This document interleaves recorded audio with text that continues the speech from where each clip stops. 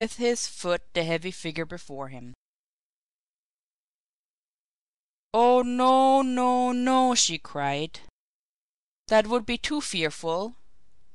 He's shocked, stunned. You cannot have killed him." But the tramp was persistent. "I'm afraid I have," he said. "I done it before, and it's been the same every time. But I couldn't see a man of that colour frightening a lady like you. My supper was too warm on me, ma'am. Shall I throw him outside the house?" "Yes," she said, and then, "No, let us first be sure there is no life in him." And, hardly knowing what she did, she stooped down and peered into the glassy eyes of the prostrate man. Suddenly she turned pale.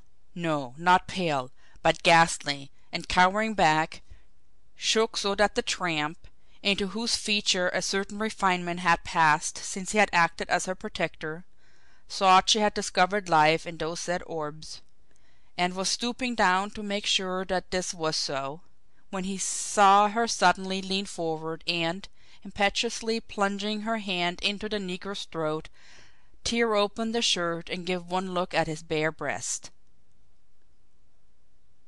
It was white. "Oh, God," she moaned, and lifting the head in her two hands, she gave the motionless features a long and searching look. "Water!" she cried. "Bring water!" But before the now obedient tramp could respond, she had torn off the woolly wig disfiguring the dead man's head, and seeing the blond curls beneath, had uttered such a shriek that it rose above the gale and was heard by her distant neighbours. It was the head and hair of her husband.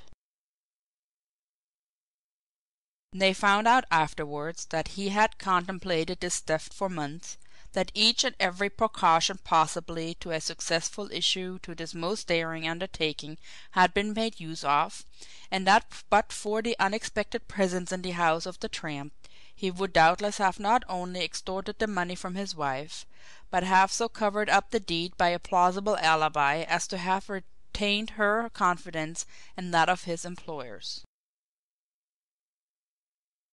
Whether the tramp killed him out of sympathy for the defenceless woman or in rage at being disappointed in his own plans has never been determined. Mrs. Chivers herself thinks he was actuated by a rude sort of gratitude.